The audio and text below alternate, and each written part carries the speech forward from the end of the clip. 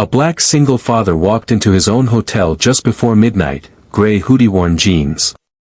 His 8-year-old daughter asleep on his shoulder, one small hand still wrapped around a stuffed bear.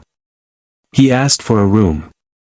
The front desk clerk looked him over once, then leaned forward and said just loud enough for the people nearby to hear. "Sir, this isn't the kind of place you can just walk into. Just walk into." 3 minutes later, that same clerk handed 2 key cards to a well-dressed couple who hadn't even made a reservation.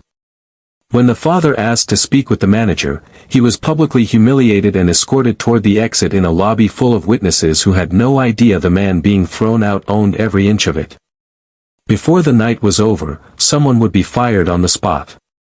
If you've ever been made to feel like you didn't belong somewhere, this one's for you. Stay with us. Marcus Johnson had not planned to stop here tonight. 3 months abroad had a way of making a man crave the simplest things. A hot shower, a real bed, and the sound of his daughter breathing steadily beside him. His flight had landed 2 hours behind schedule, and by the time they cleared baggage claim, it was nearly midnight.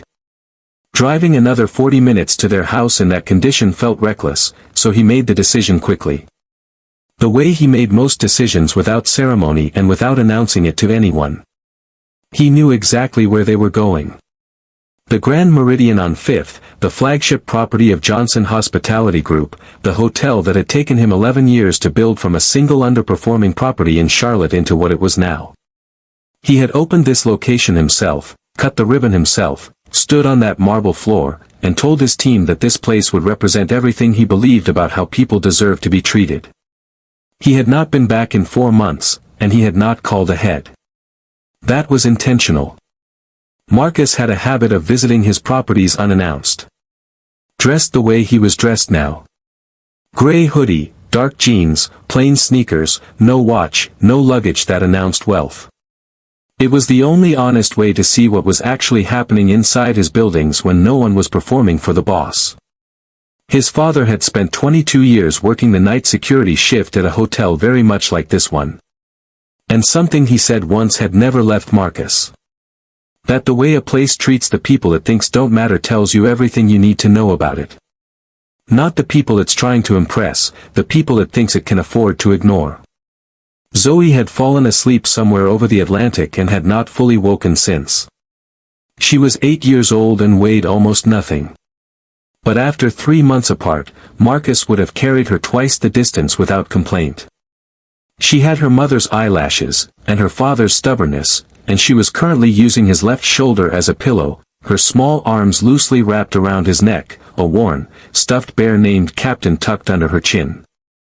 Marcus held her with one arm and pushed through the revolving door with the other.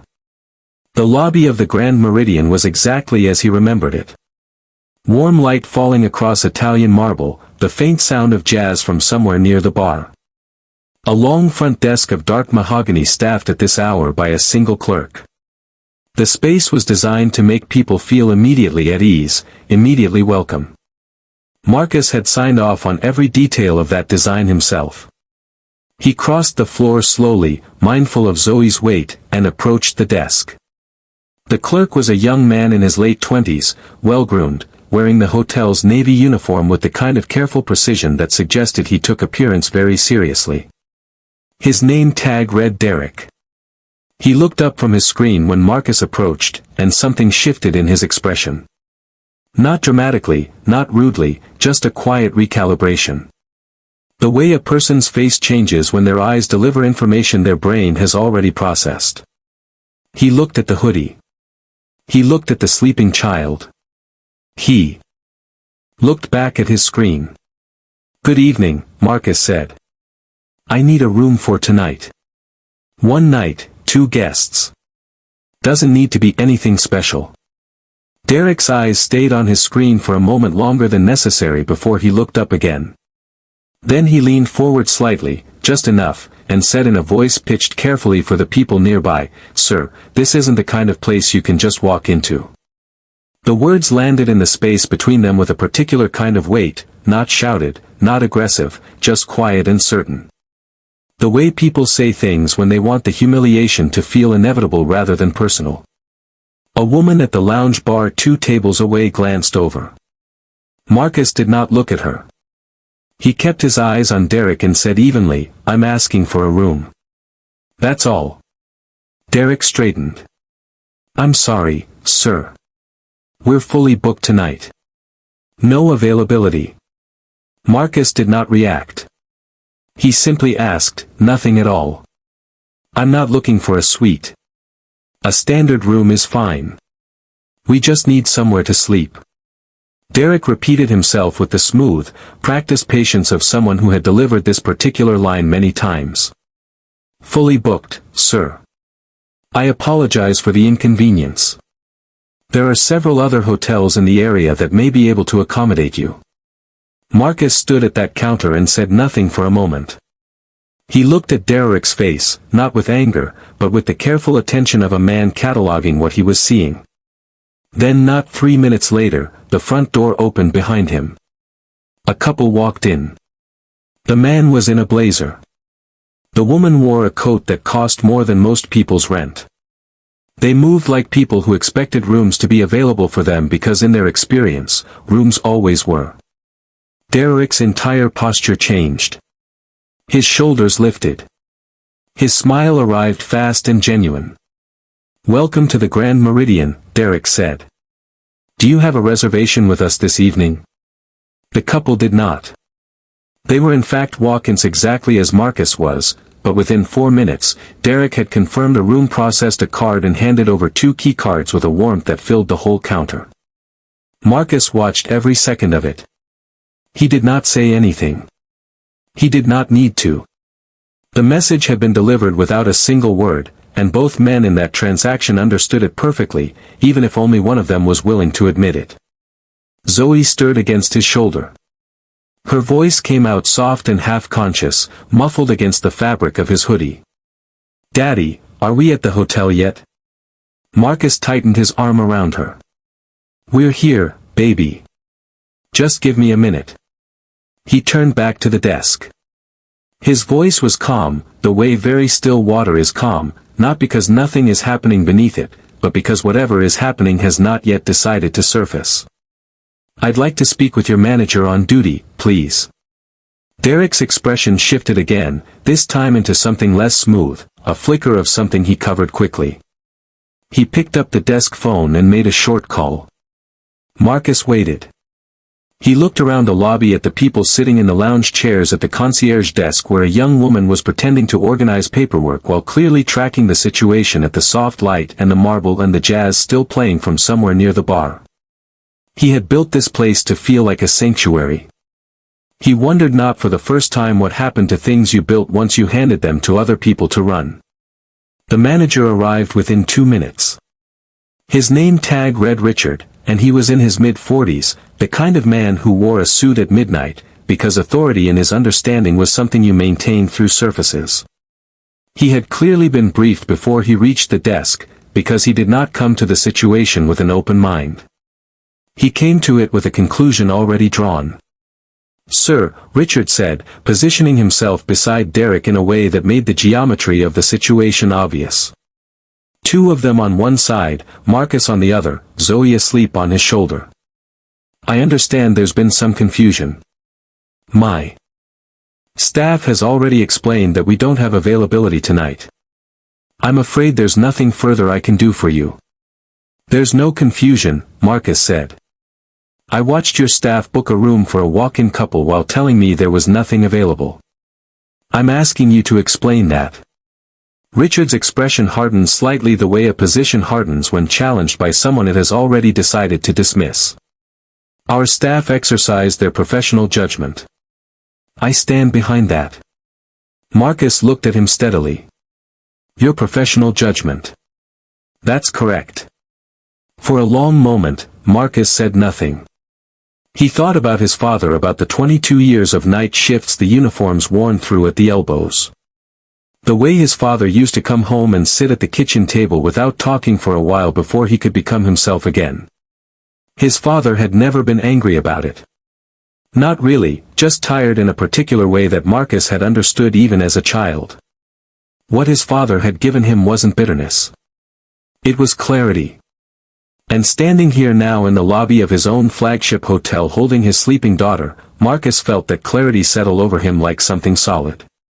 He was not going to reveal himself. Not yet. He needed to see how far this went. Not for his own satisfaction, but because if this was happening here at the property that was supposed to set the standard for everything else in his portfolio, then he needed to understand the full shape of it before he did anything about it. "I'd like your full name and your exact title," Marcus said. For the record, Richard provided both without warmth. Marcus noted them the way he noted everything quietly, completely without making a show of it. Then he stepped back from the desk and found a seat in the lobby, settling Zoe against him, and waited to see what came next. He was not finished here. He was just beginning. He did not have to wait long. Richard had not gone back to wherever managers went at midnight. He had stationed himself near the front desk, arms crossed, watching Marcus the way a man watches something he has decided is a problem, but hasn't yet figured out how to remove. Every few minutes his eyes moved across the lobby to where Marcus sat with Zoe still sleeping against his shoulder. And each time his expression carried the same message: "You are still here, and I would prefer that you weren't." Marcus noticed. He noticed the way Richard whispered something to Derek that made the younger man straighten his spine. He noticed the young woman at the concierge's desk.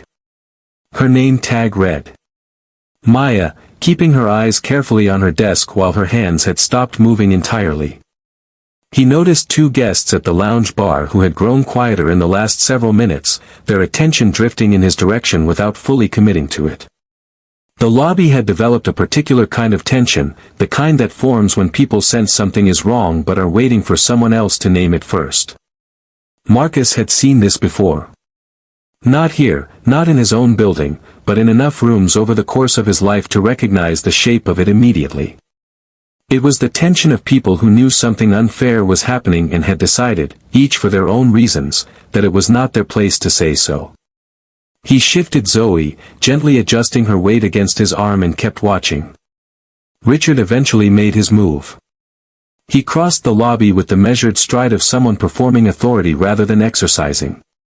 It stopped a few feet from where Marcus was seated and spoke in the kind of lowered voice that is designed to sound discreet while still being heard by the people nearby. "Sir, I've given you some time and I want to be straightforward with you. This is a private establishment. We've explained that we can't accommodate you tonight, and continuing to occupy the lobby after being informed of that is not something we're going to allow." Marcus looked up at him. "I'm sitting in a chair in a hotel lobby. I haven't raised my voice. I haven't caused any disruption, and I haven't done anything that would give you grounds to ask me to leave." "I'm not asking," Richard said. Something in the room shifted. One of the guests at the bar sat down their glass. Maya's head came up slightly and then dropped again.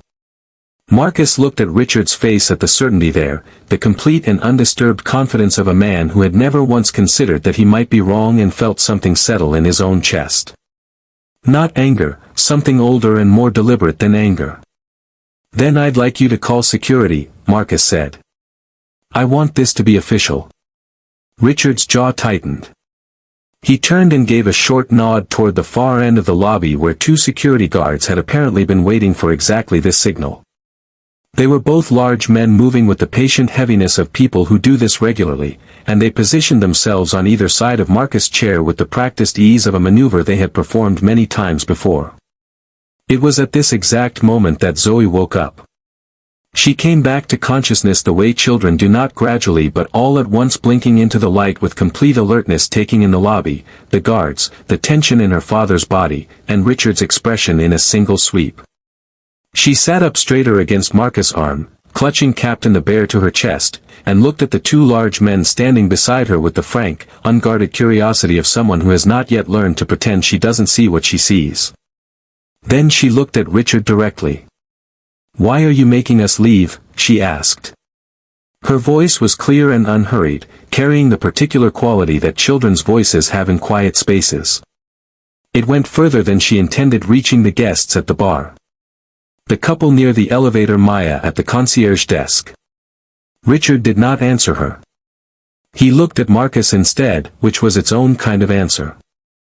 Zoe looked at her father, then back at Richard, working through it with the methodical patience of an 8-year-old who takes questions seriously. If they don't want us here, she said, why do they work here? Isn't their job to help people? The question had no accusation in it.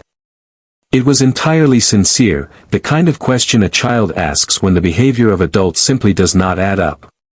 But sincere questions asked clearly in quiet rooms have a way of landing harder than anything rehearsed. The couple near the elevator had both turned now. The guests at the bar were no longer pretending to look elsewhere. Even one of the security guards, the one on Marcus's left, had shifted his weight in a way that suggested something in him was uncomfortable with where he was standing. Maya had gone completely still at the concierge desk, her eyes fixed on a point somewhere on the surface in front of her, her hands flat against the counter. Marcus looked down at his daughter. He kept his voice level and warm the way he always did when he wanted her to understand that the world's disorder was not her fault. You didn't do anything wrong, Zoe. Not one thing. He held her gaze until she nodded, and then he straightened and looked back at Richard. Richard's face had changed. The certainty was still there, but something underneath it had cracked slightly, not from doubt, but from irritation. The question had drawn attention he hadn't wanted, had shifted the dynamic in the room in a way he couldn't immediately correct, and his response to that was to push harder. Some men, when they feel control slipping, tighten their grip. Richard was that kind of man. This has gone on long enough. Richard said, his voice dropping all pretense of hospitality. He looked at the guards. Please escort them out. The guard on the left moved forward. The one on the right followed. Marcus stood slowly, careful with Zoe, keeping her close against his side. He did not resist. He did not raise his voice, but he did not move toward the door either. Not yet. He stood in the center of the lobby with his daughter beside him and looked at Richard with the expression of a man who has seen everything he came to see and is now deciding what to do with it. Several phones had appeared in the room, not conspicuously. People were not holding them up, not making a production of it, but they were there angled in his direction, recording the specific geography of this moment. A black man in a gray hoodie, his 8-year-old daughter holding a stuffed bear, 2 security guards, and a manager whose face said he had already decided how this ended. Marcus reached into the pocket of his hoodie, and took out his phone. He found the number he was looking for, pressed call, and brought the phone to his ear. The call lasted less than a minute. He said 4 sentences, listened for 10 seconds, and ended the call.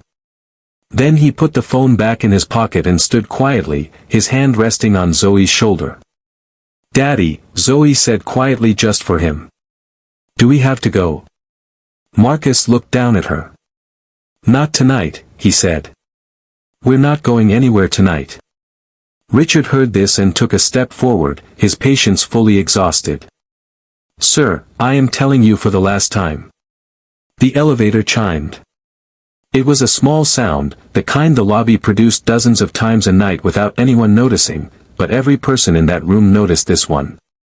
The doors opened and Thomas Webb stepped out, the CEO of Johnson Hospitality Group, silver-haired, wearing a dark suit that he had clearly not had time to fully straighten before coming downstairs. Beside him were 2 other men from the executive team, both moving with the barely contained urgency of people who understand the precise weight of what they are walking into.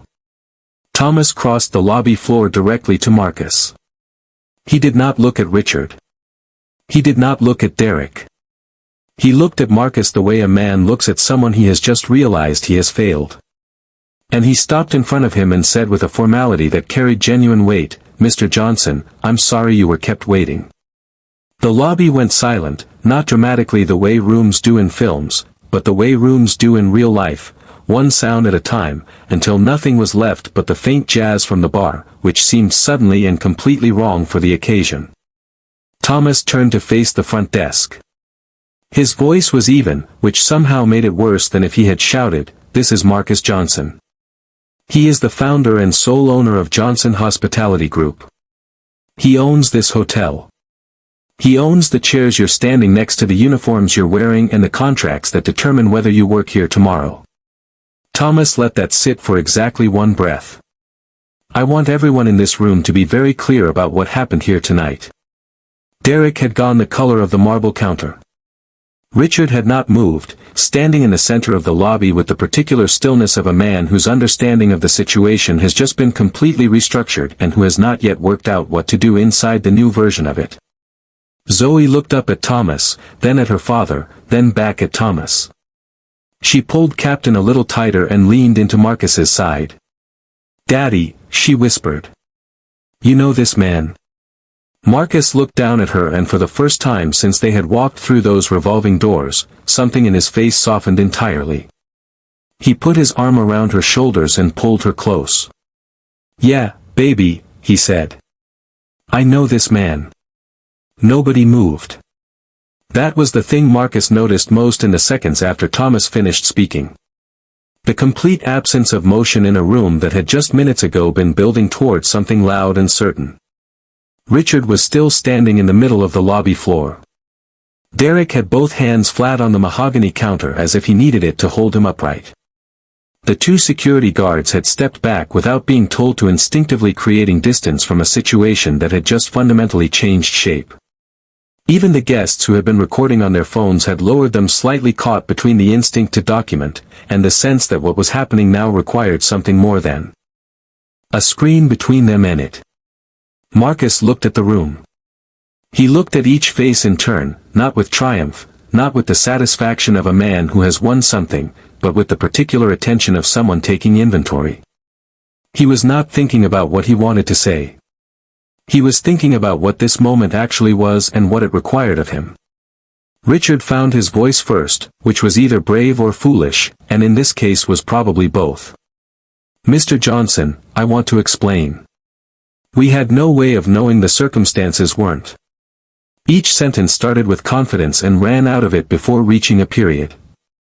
He was not lying exactly. He genuinely had not known who Marcus was. But Marcus had spent enough time in enough rooms to understand that not knowing is not the same as not being responsible. And Richard understood that too, somewhere underneath the scrambling, which was why none of his sentences could find their endings. Marcus let him finish. He did not interrupt, did not shift his expression, did not give Richard anything to push against or cling to. He simply listened until the words stopped coming, and then he spoke. "You're right," Marcus said. "You didn't know who I was. That's actually the whole point." His voice carried across the lobby without effort, not because he raised it, but because everything else had gone so quiet. "Everything you did tonight, you did it because you looked at me and decided I wasn't worth the standard, not because of anything I said or did, because of what I looked like when I walked through that door. And you did it in front of my daughter." Richard opened his mouth. Marcus continued, his voice, still level, still unhurried. "My father worked security in a hotel like this one for 22 years. He came home every night carrying something that never fully left him, the weight of being dismissed by people who decided before he opened his mouth that he didn't matter. I built this company because I believed that didn't have to be the way things work. That the person standing at your front desk deserves dignity before they've proven a single thing to you. Not after you've checked their clothes or decided they look like they belong." Before Marcus looked at Thomas, who gave a short nod and then looked back at Richard. "You didn't just fail a customer tonight. You failed everyone who has ever walked through a door like this one and been made to feel like they didn't belong. And you did it in front of my daughter." Richard attempted one more sentence. It didn't make it far. "Richard," Marcus said quietly, "you're terminated effective immediately." He looked at Thomas, who stepped aside to make the call. Richard's face settled into something gray and inward. Whatever argument he still had in him, he chose not to use it. He straightened his jacket once, the small automatic gesture of a man trying to preserve the last intact piece of his dignity, and walked toward the back office without another word. Derek was next, and Marcus crossed to the front desk, slowly giving the younger man time to understand what was coming. Derek looked like he hadn't taken a full breath in several minutes, his jaw tight, his eyes carrying the particular shine of someone working hard to hold themselves together. Marcus stopped at the counter and looked at him directly. You made a choice tonight based on how someone looked. I want you to sit with that, not with what it cost you professionally, but with what it means, what it actually feels like to be on the other side of it. Marcus kept his voice even, not unkind. I'm not ending your career here, but you're going into a full retraining program, not skill-based, values-based. You're going to spend real time understanding what this work is and who it's for. If you come out the other side and still want to be here, the door is open, but tonight cannot happen again. Not to anyone, Derek nodded. It was a small movement, but it was real. Marcus turned and walked to the concierge desk where Maya had been standing motionless through all of it, her hands flat on the counter, her expression carrying the particular tension of someone waiting to find out whether they are in trouble for something they didn't do. He stopped in front of her and kept his voice quiet enough that it was only for her. You saw it, he said. You knew something was wrong and you couldn't say anything. I understand why the structure here made that very hard, and that's a failure of leadership, not of character. Maya opened her mouth slightly, and Marcus continued before she could apologize. But I watched you tonight. The way you tracked what was happening, the way something in you recognized where the line was even when you couldn't cross it, that matters. Starting tomorrow, you're moving into a supervisory role in guest services. Because I need people in positions where they can actually act on what they know is right. Maya looked at him for a moment with an expression that moved through several things before settling into something that lived between relief and resolve. I won't let you down, she said. I know, Marcus said simply. He turned back to face the room. The guests who remained were watching him openly now. No pretense. No phones held up, just people waiting to hear what came next. Marcus spoke without preamble, the way he had learned to speak, when what he needed to say was the kind of thing that didn't improve with decoration. I've been building hotels for a long time, and the only standard I have never been willing to negotiate on is this one. Every person who walks through our doors gets treated with respect. Not based on what they're wearing, not based on what they look like, not based on whether they seem like they belong in a place like this. Every person, every time, without exception. That is what this company is. He looked around the room one last time at the desk at the bar at the marble floor. His father had never been allowed to walk across as anything other than an employee. If anyone here cannot commit to that standard, I would genuinely rather you find somewhere else to work, not as a threat, just as the truth of what we are. The room held the words for a moment, and then Zoe, who had been standing beside her father through all of it, with Captain tucked under her arm, and the serious, focused expression of an 8-year-old determined to understand the world correctly, looked up and tugged once on his hand. Daddy, she said, can we get our room now? I'm really tired. It moved through the room like something released, not quite laughter, but something adjacent to it. The kind of sound a group of people makes when tension finally finds somewhere to go. Even Thomas pressed his lips together against a smile. Marcus looked down at his daughter, at her earnest face and her worn stuffed bear and her absolute uncomplicated sincerity, and felt the thing that had been sitting in his chest all evening finally shift. Not disappear, just move into something that had more room in it. Yeah, baby, he said. We're getting our room. 3 months later, on a quiet Tuesday afternoon, a family came through the revolving doors of the Grand Meridian. 2 parents, traveler-worn, dressed for comfort rather than impressions, with 2 young kids trailing behind them, one of them dragging an overstead backpack, and refusing all offers of help with the absolute conviction of a child who has decided this is a matter of principle. Maya was at the front of the house when they came in. She crossed the lobby to meet them before they reached the desk, introduced herself by name, and asked how she could help make their stay easy. She did not look at their luggage or their shoes. She looked at them, at the tired eyes and the stubborn kid, and she smiled the way people smile when they genuinely mean it. Within 2 minutes, the parents' shoulders had come down. Within 5, even the kid with the backpack had let someone take it from him. In the far corner of the lobby, Marcus stood with Zoe beside him. He had come for a scheduled visit this time, wearing a jacket instead of a hoodie, though Zoe had still brought Captain. They had been there for 10 minutes, And he had not announced himself to the floor yet because he wanted to see this first, just the ordinary work of the place, the everyday version of the thing he had spent his life trying to build. Zoe watched Maya lead the family toward the desk. Watched the kids light up when Maya said something that made them laugh. Then she looked up at her father. "Is that what it's supposed to look like?" she asked. Marcus watched the family settle in, watched the tired parents exhale, watched the kid with the backpack finally let it go. "Yeah," he said. "That's exactly what it's supposed to look like." Zoe considered this with the quiet thoroughness she brought to most things. Then she nodded once, tucked Captain under her arm and reached up to take her father's hand. Marcus held it and they stood there together in the corner of the lobby he had built, watching the place finally become what he had always meant it to be. Every person deserves to be treated with dignity before they prove anything. Before they show you what they have, before you decide whether they belong. That's not just good business. That's just what's right. If this story stayed with you, subscribe and stick around.